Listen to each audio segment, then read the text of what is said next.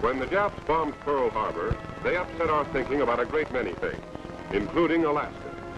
Most people, if they thought of Alaska at all, thought of it as a cold, rugged wasteland, of little value except for its gold, fur, and fisheries. Now, suddenly, it seemed to have considerable additional value, both to us and to the Japanese. And its strategic position was not comforting.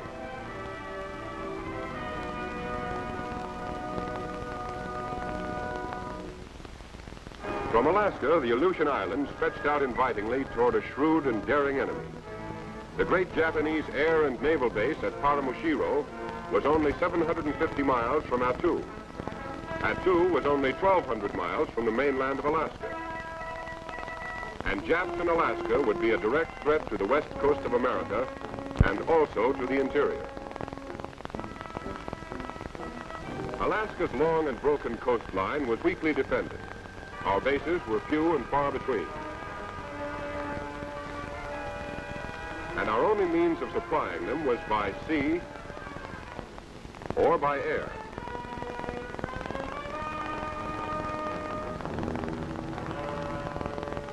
There was no overland connection across the wilderness of northwestern Canada.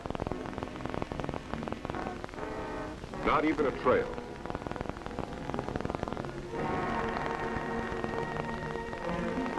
If our shipping lanes could be interrupted, Alaska might fall. The situation called for immediate action.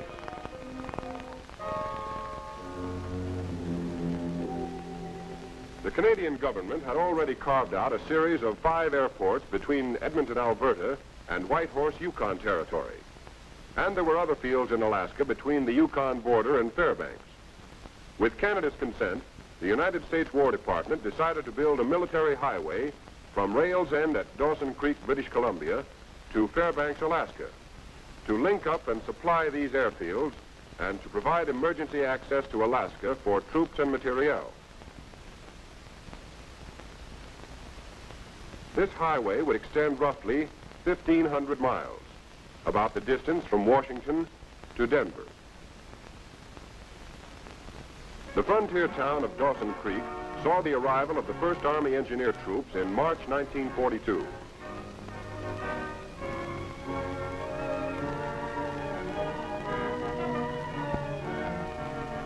Here they set up a camp. Enlisted men were trained in the special problems of maintenance and operation of tractors in the north.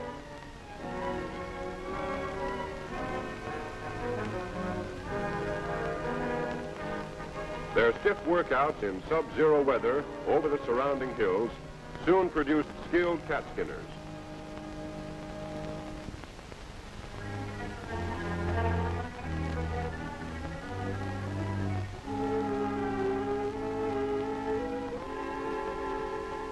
Before the arrival of additional engineer troops, these first troops moved out over a trail broken by the Canadian Department of Transport to Fort Nelson, where they established a base camp and began working northwest. Other regiments entered the Yukon through Skagway and established a base at Whitehorse. They began working both northwest and southeast. Still other regiments entered Alaska at Valdez and moved up to a point in the interior. From here, they began working toward Fairbanks and toward the Yukon border. In all, there were 7 engineer regiments, or about 10,000 men. Their immediate job was to break through a pioneer road, a road without frills, but a road which could be used to supply the airfields and to construct a permanent road later.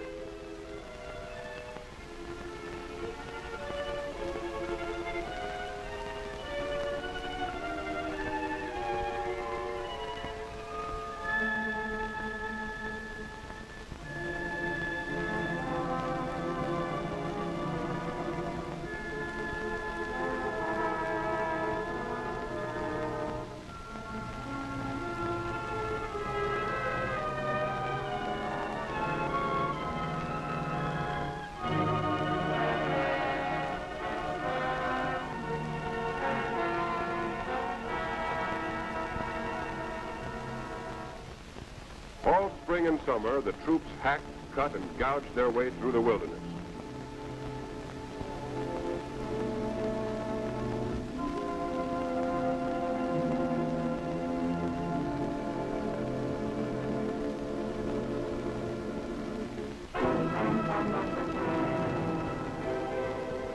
There were colored as well as white troops. Both did their full share.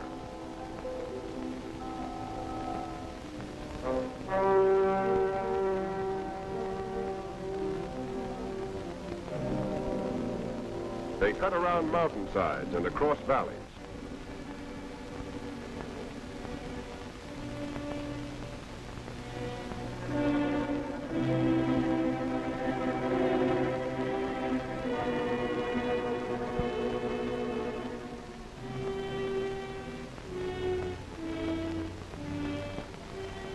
They corduroyed and filled over swampy ground.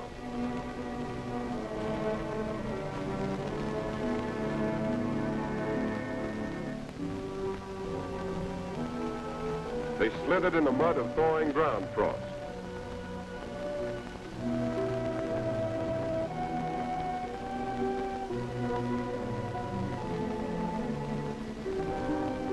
They built culverts over brooks and small streams.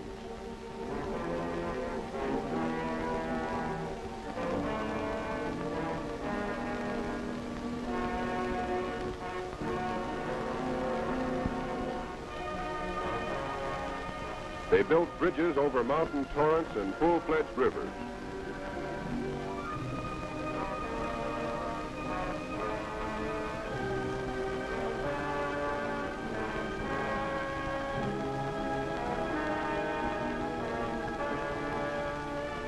Finally, on the 20th of November, 1942, 8 months after the first troops plunged into the northern bush, the Pioneer Road from Dawson Creek to Fairbanks was officially opened.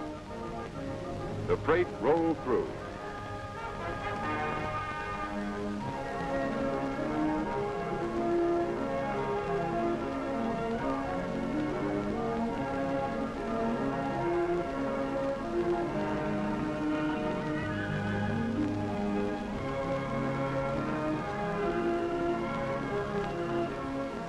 And the truck drivers were surprised to find that the road was much better than they expected. In fact, considering its length, more than 1,500 miles, the difficulties of terrain and climate, and the remarkably short time of construction, it was one of the wonders of the modern world.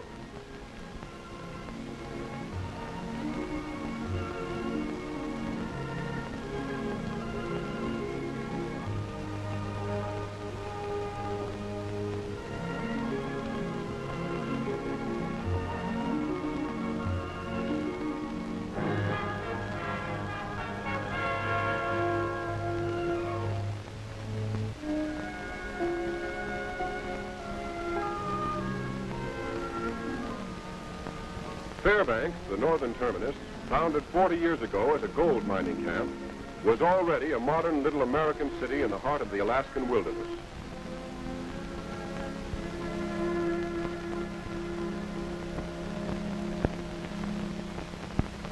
Of course, the highway was still largely a winter road, usable in some sections only when the ground was frozen. Its bridges were temporary, and many of them would be washed out by the ice and floods in the spring.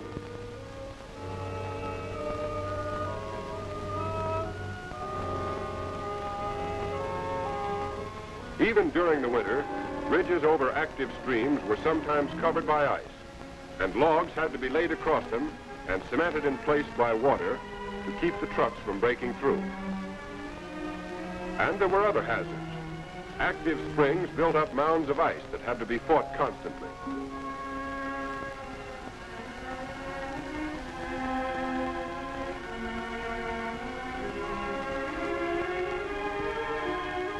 When culverts plugged up and ice mushroomed over the road, it had to be cleared, even at 40 below.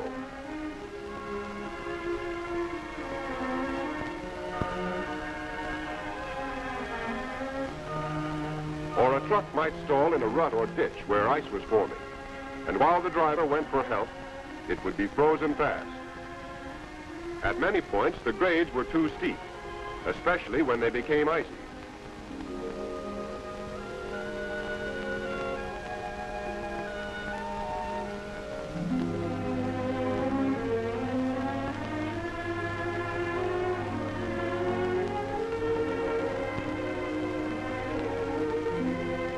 Sanding machines worked constantly, but it was impossible to keep the road safe at all times and places. Even on the best sections, if drivers relaxed for a moment, they might find themselves in a ditch.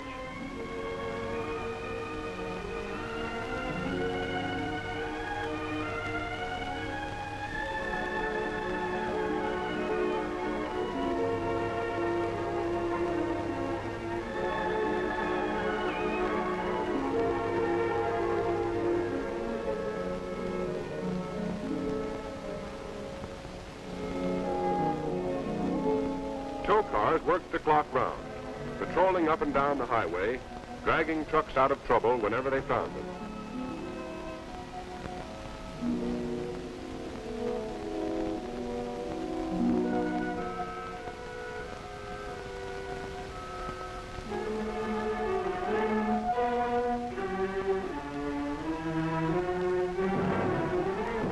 Control stations established at 100-mile intervals were manned by quartermaster troops who checked over and refueled each truck as it came through.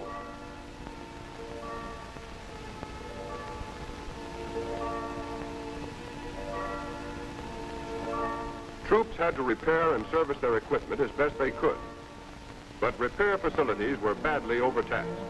Both spare parts and mechanics were scarce. Many trucks were deadlined for weeks at a time.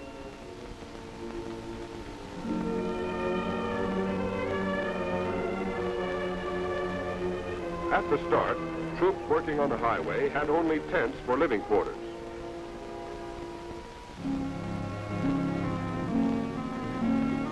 By the beginning of 1943, however, most of them were living in Quonset huts. Sometimes, for added warmth, they were banked with sawdust. They came in sections and could be erected in a few hours.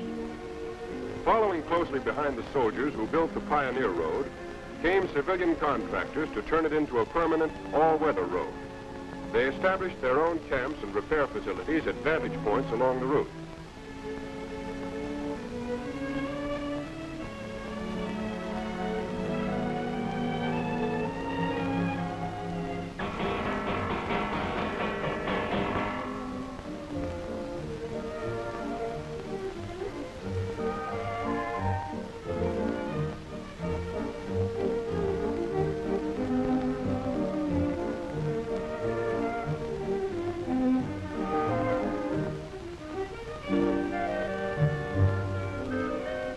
There were public road administration surveyors to relocate and improve the alignment of the road.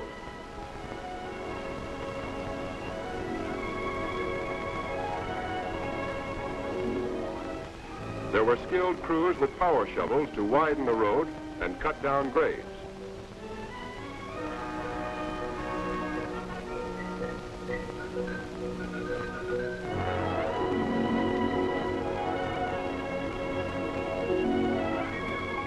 There were crews with trucks to haul gravel from the borrow pits, which were opened all up and down the highway.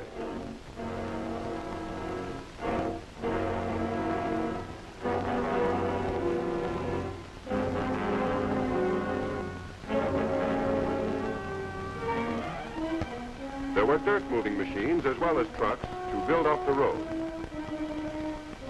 There were bulldozers to spread and pack the gravel.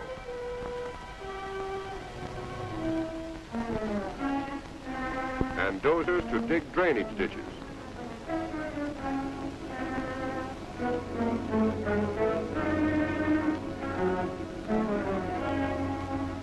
There were motor graders to smooth the surface. There were skilled structural workers and carpenters to build permanent bridges, replacing the temporary ones of the engineers.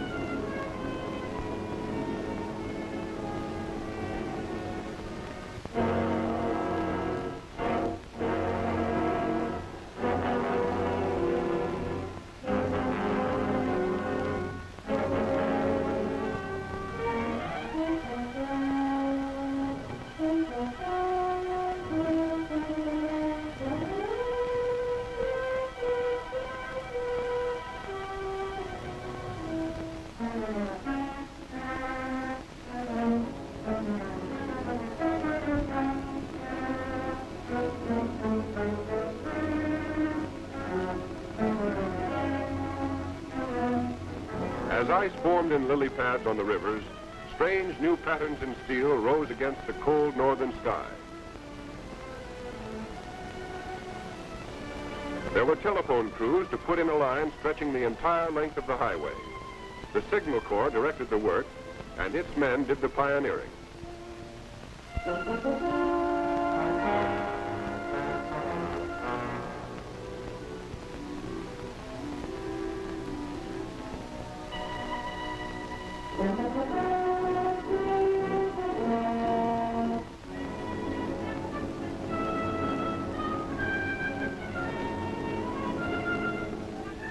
All this activity demanded a constant flow of supplies, both up the highway and by sea.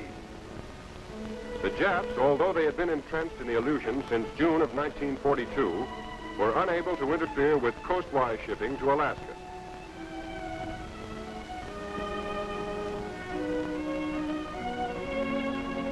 So it was possible to increase the volume of supplies moving in through Skagway.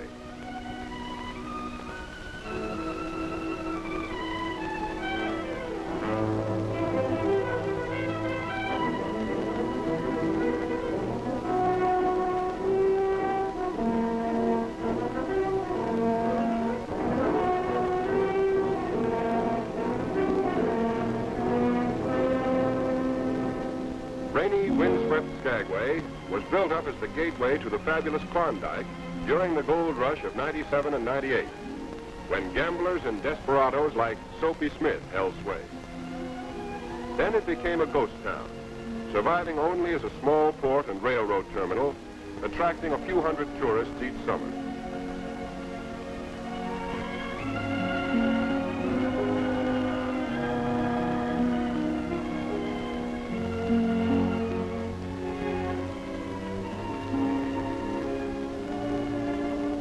Suddenly it came to life again as a transfer point for troops and supplies for the Alaska Highway. Port facilities were improved and enlarged. The wharf was extended.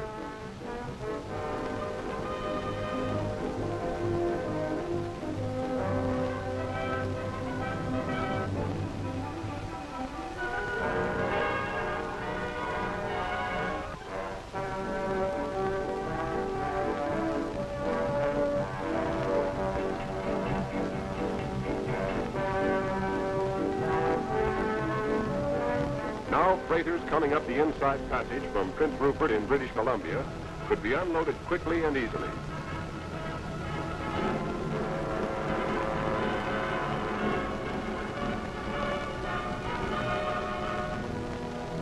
Barges could be beached and unloaded at low tide.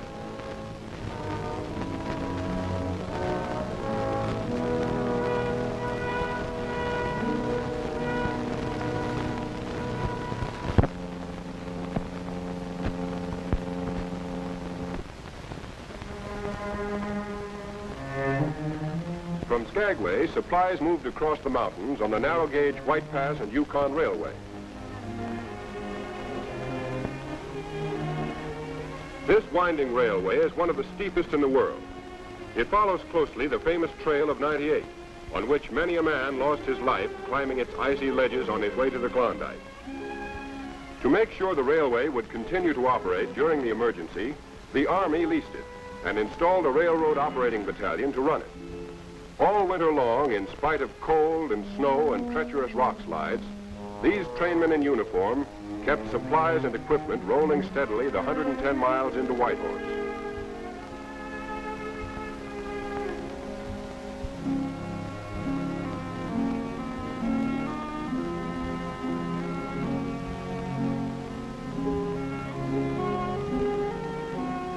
As an example of the railroad troops' devotion to duty, one engineer was awarded the Soldier's Medal for risking his life to save a train from destruction.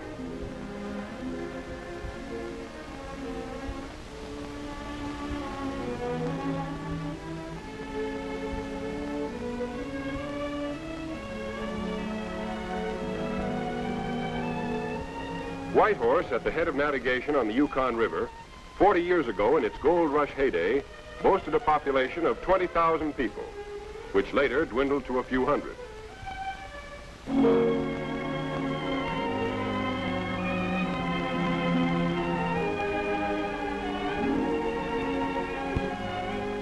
Now it was reawakening to the unfamiliar voices of soldiers and truck drivers and cat skinners.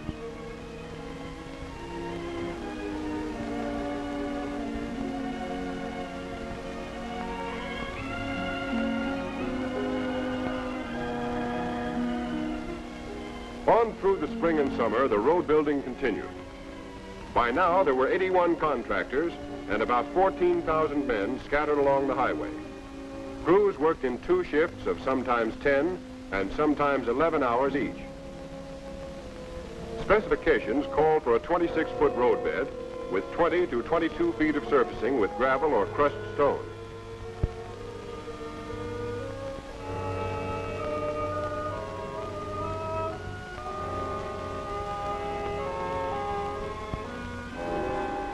And in addition to the highway itself, an important supplement was being built, the Haines Cutoff.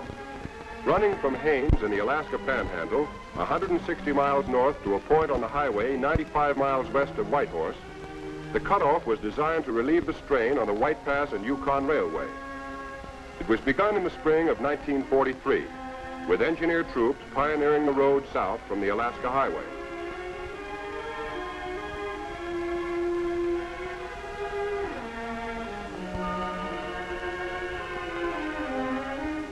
At the same time, civilian contractors started north from Chilkoot Barracks, an early military post which lay just outside the village of Haines.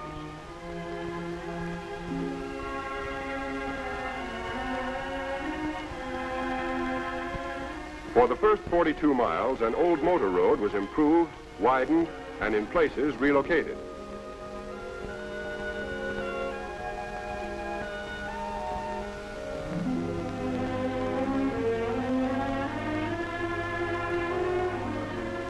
On its way to the Alaska-Yukon border, this road wound through spruce and poplar forests,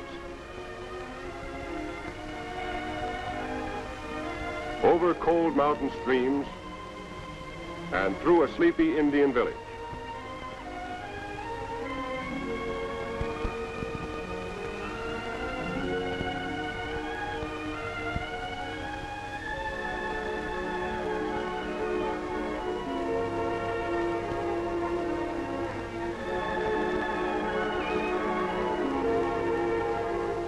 From the border northward, the route followed an old pack trail.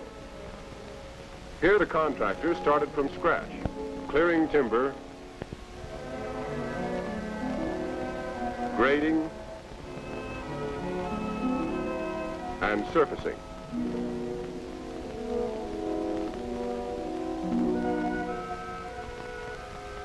On reaching the pioneer road of the engineers, the civilian crews continued along it, improving and widening it all the way to the main highway.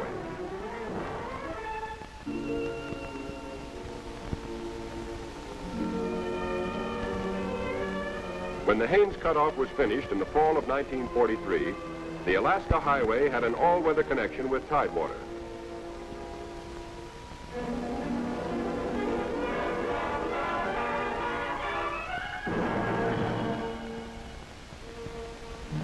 As the highway and the cutoff were nearing completion, so were the emergency flight strips being built by the Canadian Department of Transport and the United States Army Engineers.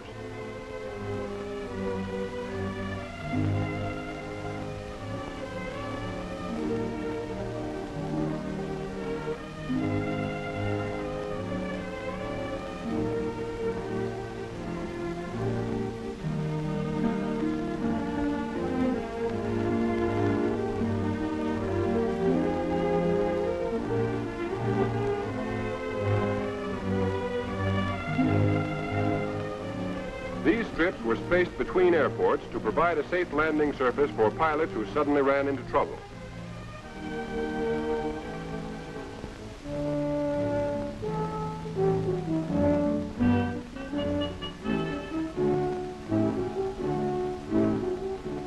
In addition, the engineers were improving the airports themselves.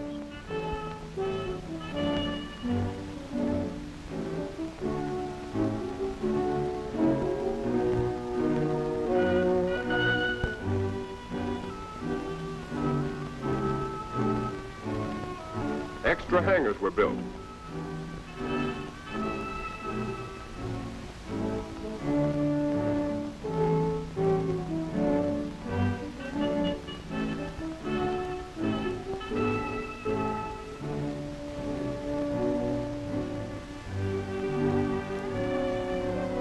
New runways and aprons were added.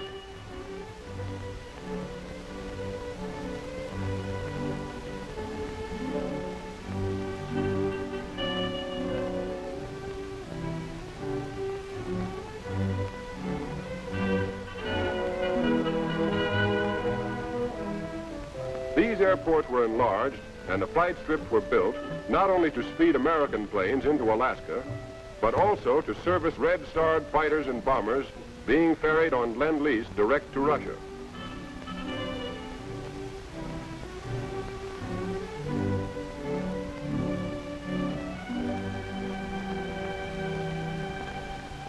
At the same time, most of the 86 major bridges on the highway were being finished.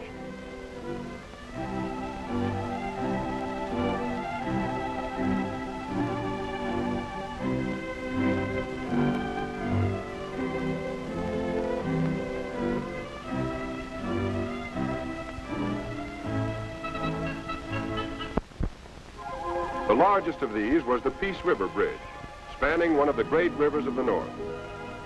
Near the southern end of the highway, the bridge is 2,275 feet long, with 2 suspension towers reaching 200 feet high, and a concrete deck 24 feet wide.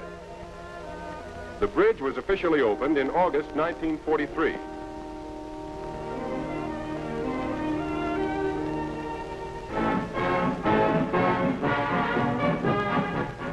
Soldiers and construction workers came from various sections of the highway.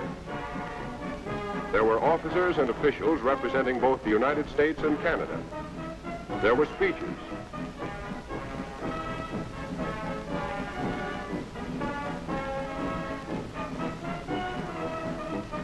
There was a ribbon to be cut.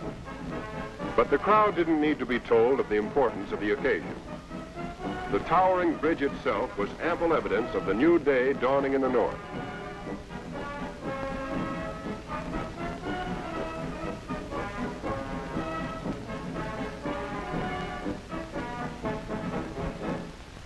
Now the lower half of the highway was finished. In all seasons, trucks from Dawson Creek could travel straight through to Whitehorse.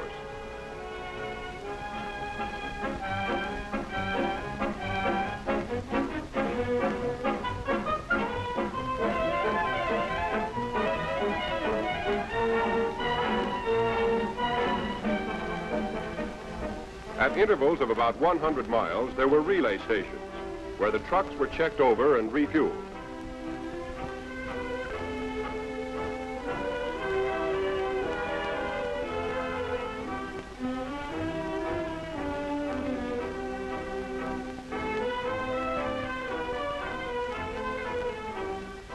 In the pioneering days, most of the fuel used on the highway was trucked from railhead at Dawson Creek or brought up the inside passage in tankers to Skagway. But with the completion of the Canal project, with its refinery and network of pipelines, the Alaska Highway had its own fueling system. Oil from Norman Wells was refined at Whitehorse, and gasoline was pumped through supplementary pipelines to all points on the highway from Watson Lake to Fairbanks.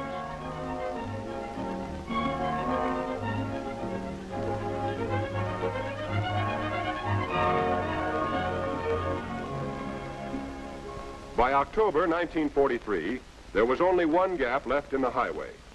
It was just east of the Alaska-Yukon border.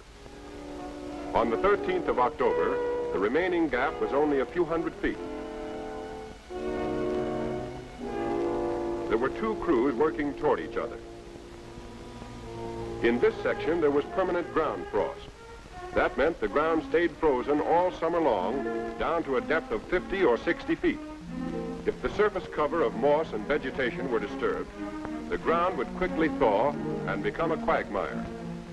So the contractors used a road-building technique peculiar to the North.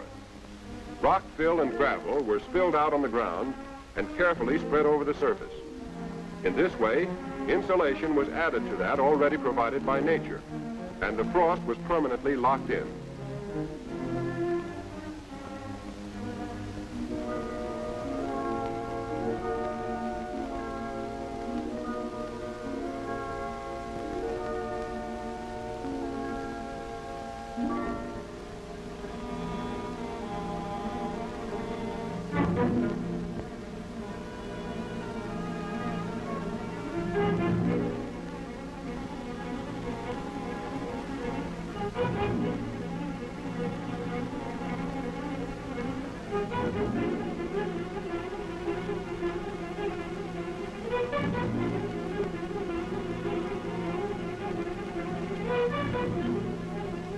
When the end was in sight, the truck drivers and cat skinners, the foremen and superintendents felt the growing excitement. They were witnessing the climax of 20 long months of toil by 25,000 men.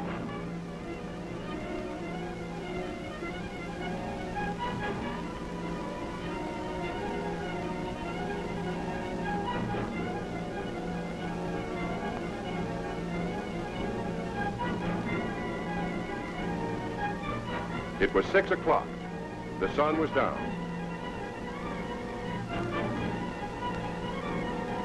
The bulldozers moved in. Their blades touched. The Alaska highway was finished. A handshake in the gloom of an autumn evening marked the end.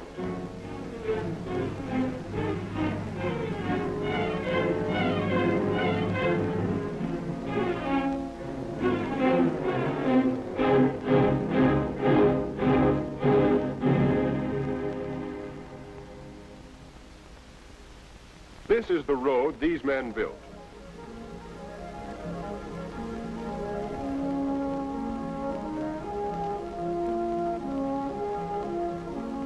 And this is a good road, as good as any graveled road in the world, better in alignment and grades than any road of comparable length on this continent.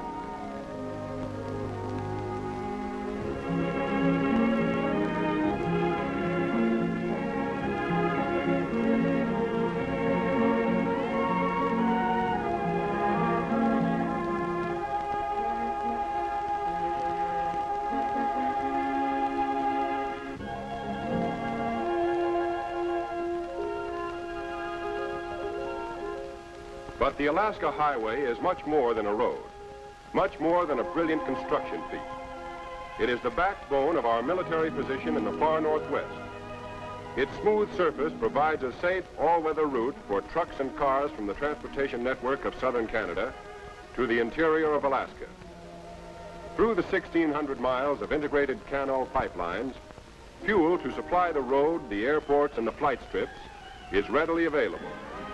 Now we can press home the attack.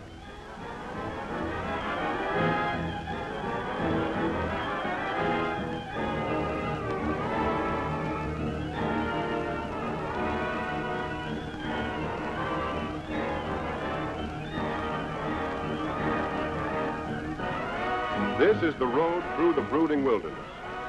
This is the wedge which has pried open the last great frontier of America. The key which has unlocked the treasure chest of Alaska and the Canadian Northwest.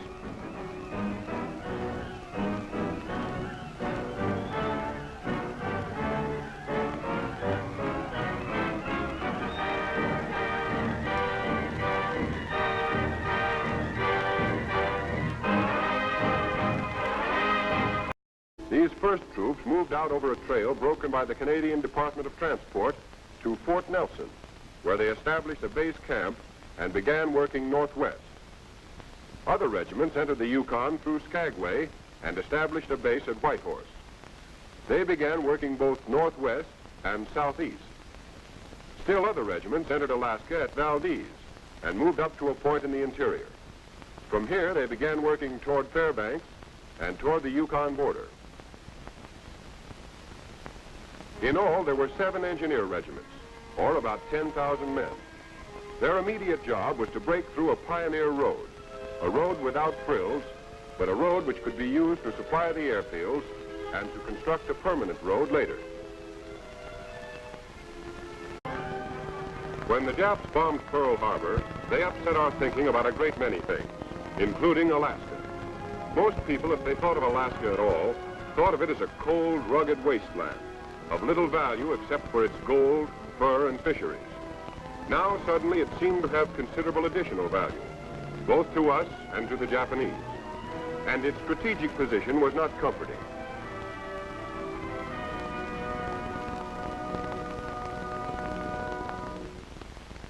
From Alaska, the Aleutian Islands stretched out invitingly toward a shrewd and daring enemy. The great Japanese air and naval base at Paramushiro was only 750 miles from Attu. Attu was only 1,200 miles from the mainland of Alaska. And Japs in Alaska would be a direct threat to the west coast of America and also to the interior. Alaska's long and broken coastline was weakly defended. Our bases were few and far between.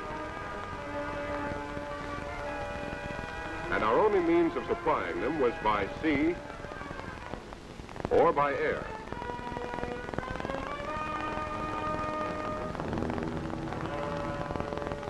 There was no overland connection across the wilderness of northwestern Canada. Not even a trail.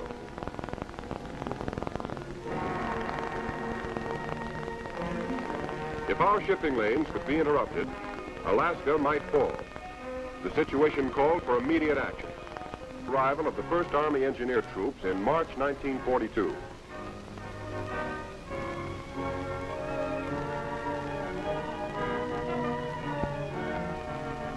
Here they set up a camp.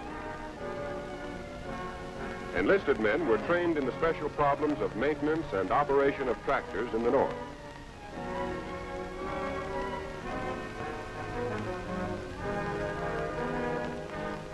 Their stiff workouts in sub-zero weather over the surrounding hills soon produced skilled cat skinners.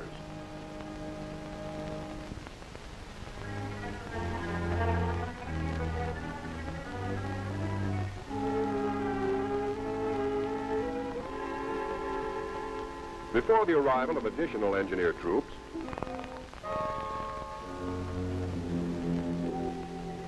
the Canadian government had already carved out a series of 5 airports between Edmonton, Alberta, and Whitehorse, Yukon Territory. And there were other fields in Alaska between the Yukon border and Fairbanks. With Canada's consent, the United States War Department decided to build a military highway from Rails End at Dawson Creek, British Columbia, to Fairbanks, Alaska, to link up and supply these airfields and to provide emergency access to Alaska for troops and materiel.